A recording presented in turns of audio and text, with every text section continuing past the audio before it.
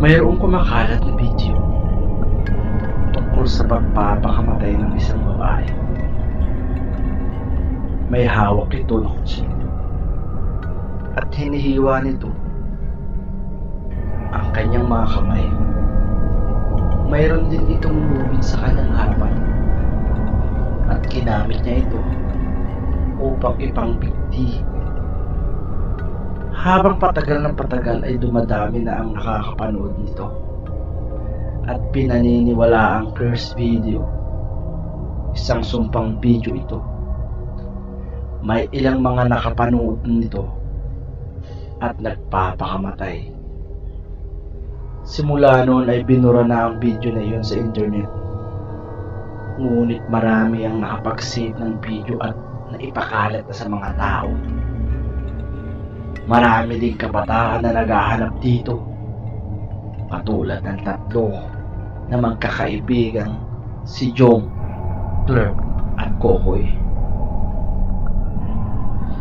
Sabay-sabay tayong mamamatay kapag pinanood natin tong video na ito. Mauna kang namatay, no? Ayoko pa. I-play mo na lang yan para mapanood na natin. Agad namang sinimula ng i-play ni Clark ang video ng babaeng nagpakamatay. Sa una pa lang ay ramdam na nila ang takot at kaba. Halos tulala sila sa napapanood nila na para bang pilit silang pinapapanood sa video na yon. At hindi nila mabalik ang mga ulo nila nang dumating na sa parte ng video na magpapakamatay na ang babae. Sinabi muna nito na iniwan ako ng lahat. Wala akong kwenta. Gusto ko nang mamatay. Pag napanood niyo itong video, madadamay kayo. Lahat ng mga nanonood nito. Hati tayo sa hukay ko.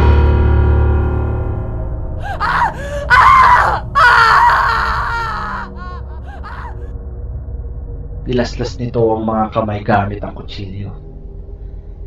Tila wala lang ito sa kanya kahit ang mga dugo ay bubulwak na. Sunod niyang kinuha ang lubid at itinali ito sa kanyang leeg.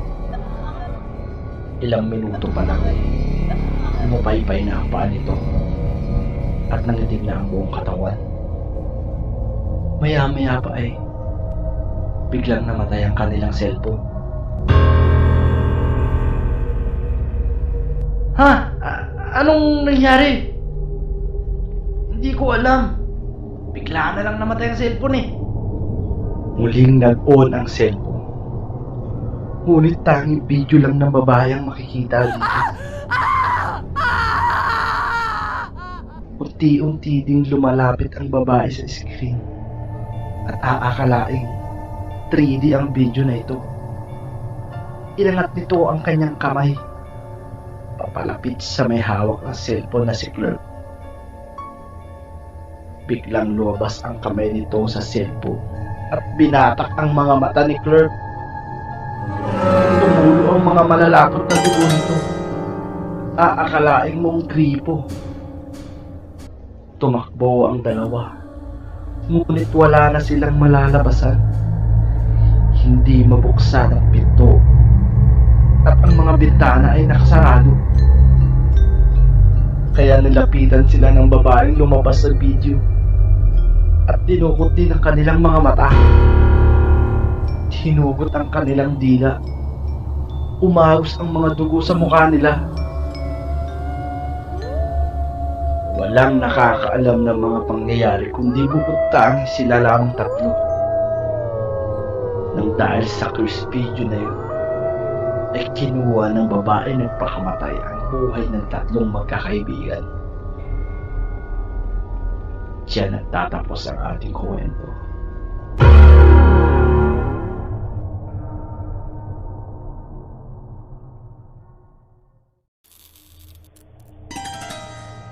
Narito na naman po tayo sa isang kwentong katatakutan at kababalagan dito sa Team TV Story. Itong kwentong ito ay hango sa isang kwento ng Kaibigan na may karanasang nakakakilabot at hindi niya daw makakalimutan. Ito ay pinamagatang aswang sa amin. Ako nga pala si Leonard, isang mambubukid sa aming probinsya, doon sa Bicol. Nakatira ako sa tiyuhin at lolo ko dahil ang mga magulang ko ay nagtatrabaho sa Maynila. Malaki ang palayan na pinagtatrabahuan ko at marami din akong kasamahan sa bukid upang magtanim ng palay at mag-ani kung ito'y handa na. Alam ko naman na kaya ako sumulat ay dahil sa kwentong katatakutan at kababalaghang kong istorya o karanasang nakakakilabot sa aking buhay. Noong bata pa lang ako, usap-usapan na ng mga matatanda ko, mga kamag-anak, lolo, mga tito, at mga taong minsan ay bumibisita sa aming kubo na nasa gitna ng bukid. Dahil nga sa malalayo ang mga bahay dito sa probinsya, hindi mo matatawag na kapitbahay ito. Ito'y narinig ko sa kwentuhan nila habang sila'y nagpapahinga galing sa kanilang pinagsasakahang bukid. Mayroon daw silang nakita na isang napakalaking baboy ramo na pag-alagala sa bukid. Nagtataka sila bakit napapatpad ang baboy ramo sa bukid. Nasa gubat ang talagang pinaglalagyan nito. Ang bukid na iyon ay may katabing isang malaking gubat na puno ng malalaking puno ng kahoy at malalaking mga sanga. Kinabukasan naman ay may nakita naman silang napakalaking ibon na tila nakatitig sa kanila ni hindi ito gumagalaw. Yang mga kwentong iyan ay mga nag-aanyong hayop lang daw at nagbabantay sila upang makagawa ng isang atake dahil ito daw ay isang aswang. Takot na takot ako doon kapag naririnig kong nagkwekwentuhan sila tungkol sa mga aswang. At nung ako'y lumaki na at nagbinata, ako na mismo ang nakaranas ng kababalaghang iyon na hindi ko makakalimutan. Hay, nakakapagod naman. Makapagpahinga nga muna. Whew! Malapit na rin pala mag-alas 5 ng hapon. Bukas naman ang ipapahinga ko eh. Pahinga ko na lang ito. Ilang minuto na lang para sakto alas 5 na.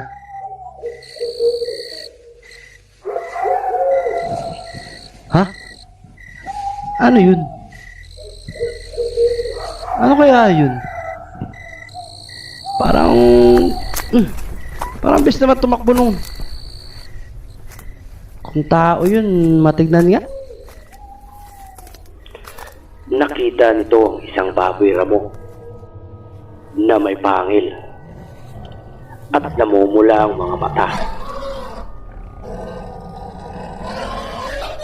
Hala, nakakatakot naman tong baboy ramo na to. Ang laki at pulang-pula ang mga mata. Di kaya ito yung baboy ramo na dating pinag-uusapan nila lolo at tito? Ay, basta. Makaalis na nga dito. Habang naglalakad siya pa uwi, nilingon niya ang baboy ramo at sinusundan siya nito Bakit sumusunod sa akin to? Nakakatakot. Makatakbo na nga. Hinabol siya ng baboy ramo sa gitna ng bukid. At tila bang gusto siyang sugurin ito.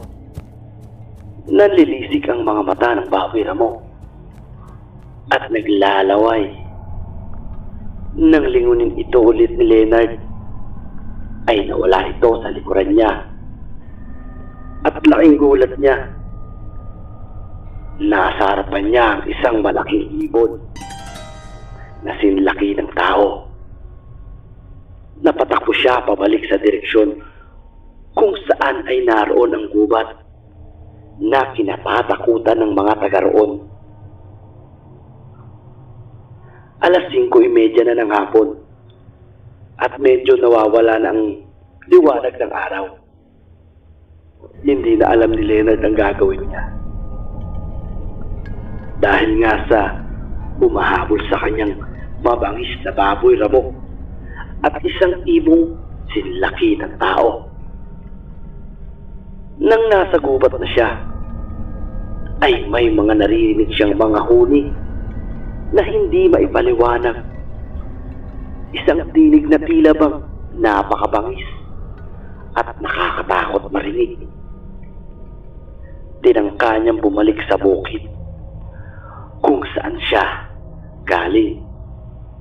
Ngunit napansin niya sa isang puno na may isang anyong hindi niya maaninag gaano. Ano to? Parang nag-iiba ang anyo. Yung baboy ramo, nagiging isang malaking ibon. Teka, yung ibon naman, nagkakaroon ng mga pangil at kumukorteng.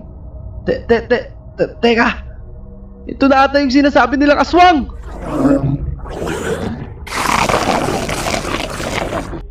Nagkaroon ng mga pangil at mga matatalas na kuko. Nanlilisik na mga mata at naglalaway na bunganga ang ibong nag-anyo ng isang aswang. Malalaki ang mga paa at hita nito. Matatalas ang mga kuko at mabalahibo at mas lumaki pa ito. Mahahaba ang tenga nito. Papalapit na ito kay Leonard. At alam na alam ni Leonard na gusto na siya nitong kagatin at kainin. Kaya't kumaripas na siya ng takbo kung saan-saan. Nagpapalit-palit ng talon ng aswang sa mga sanga habang si Leonard ay tumatakbo. Naabutan si Leonard at dinambahan siya sa likod. Sugatan na ang likod ni Leonard. Wala na siyang matatakbuhan. Sinakal siya ng aswang at ibinuka ang mga bunganga na may mga matatalas na pangil at malalaki. Kahit puto ay durog kung ito'y makakagat. Nakatitig na lamang si Leonard sa aswang at nagpupumiglas, ngunit napakalakas nito. Nang isusubo na ang kanyang ulo, ay may isang malakas na tunog ang umilingaw-ngaw. Isang putok ng baril na galing sa likuran ng aswang at isang sibat na kawayan ang tumama sa hita ng aswang. Nabitawan ng aswang si Leonard at napasigaw na lamang ang aswang. Nang makita ni Leonard ang liwanag na isang apoy at papalapit sa kanya, ay biglang tumalon ng mataas ang aswang papalayo sa kanya. Maaninag niya na ang liwanag na papalapit ito. Ito pala ang kanyang tiyuhin at mga kasamahan sa trabaho doon sa bukid. Saka pa namin hinahanap. Simula nang magalasing ko, wala ka pa. Nagpasya na kaming hanapin ka at baka napaano ka na. Tama nga ang hinala namin. Napagbalaan ka ng aswang dito sa kagubatan. Matagal na kinatatakutan dito sa lugar natin. Hindi na nila tinangkap pang habulin ang aswang dahil sobrang mapanganib na at baka hindi lang iisa ang aswang doon. Kaya't sama-sama na silang umalis sa gubat na iyon, pauwi sa ligtas na lugar. At kinabukasan, Tiyo! Halika. May napabalita po doon sa kabilang bayan. Yung tendera ng karne na katabi ng bigasan na sinusuklayan natin ng bigas, palay, patay na daw. At ang sabi ay binaril sa likod at may sinaksak pa daw sa hita. Kaya hindi na kinaya, kaya namatay sa bahay nila. Yun yung sabi ng mga pulis. Parang pamilyar ang mga tama ng sugat sa kanya. Nabaril siya ng kasamahan natin. At tinamaan siya ng sibat ko sa hita. Hindi kaya siya yung aswang na umatake sa'yo kagabi? diyan na po nagtatapos ang kwentong katatakutan at kababalagan. Hiling ko lang po sa inyo na makapag-follow kayo sa Facebook page ko na Team TV Story at makapag-subscribe kayo dito sa aking YouTube channel. Maraming salamat. Hanggang sa susunod na kwentong katatakutan at kababalaghan.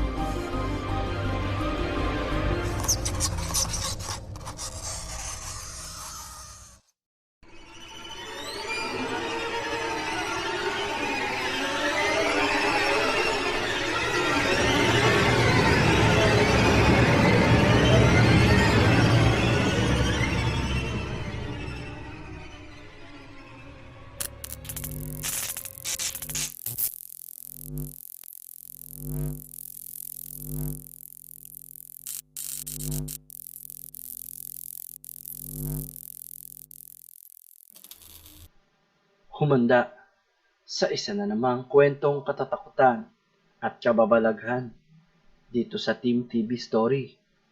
Buksan ang iyong imahinasyon, pakiramdaman ang iyong kapaligiran, at baka isa ka na sa pinaglalaruan ng kakaibang nilalang.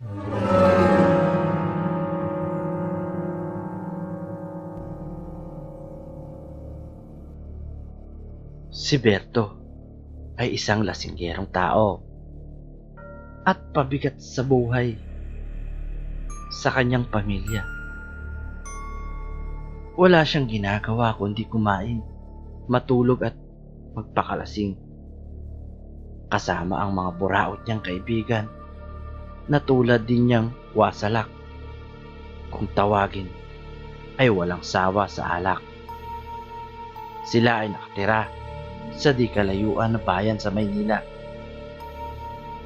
Isang gabi, nang siya ay papauwi na galing sa kanyang pinag-inuman kasama ang mga barkada, naramdaman niyang siya ay nasusuka na habang siya ay naglalakad. Naghanap ito ng pwesto o lugar na pwede niyang sukahan. Nakakita siya ng isang maliit na puno. Nalagpas tao ang taas. Doon niya isinuka ang alak na kanyang nilaklak at mga pulutang nilamon niya habang siya ay nagpapakasaya. Sa punong iyon ay may isang maliit na pabundok na lupa ang hugis, at dito bumabagsak ang suka na galing sa kanyang sikmura. Ang lupang iyon ay tahanan na tinatawag nating nuno. Isa pala itong punso na kanyang nasusukahan. Napansin niya ito at tinawanan pa. Tinuraan niya. Si Berto ay hindi mangmang sa ganitong uri ng mga lamang lupang nilalang. Nang dahil sa kalasingan, nagsalita pa ito ng "Mga nayupak tong mga to Mga nuno na to, dito pa nagtayo ng bahay nila sa ilalim ng puno. Buwah! Nagbitaw siya ng salita na kung totoong may nuno sa punso, dito sa maliit na punso na ito ay bigyan siya ng kaparusahan. At ito'y paniniwalaan niya na meron talagang nuno sa punso. Umalis na si Berto at nagtungo na sa kanilang bahay. At syempre, nanggagalaiti na naman ang kanyang ina at ama dahil sa walang kwentang tao at batugan tamad itong si Berto. Kinabukasan ay naglalakad siya habang papunta na naman sa inuman. Nadaanan niya ulit ang punso na sinukahan niya.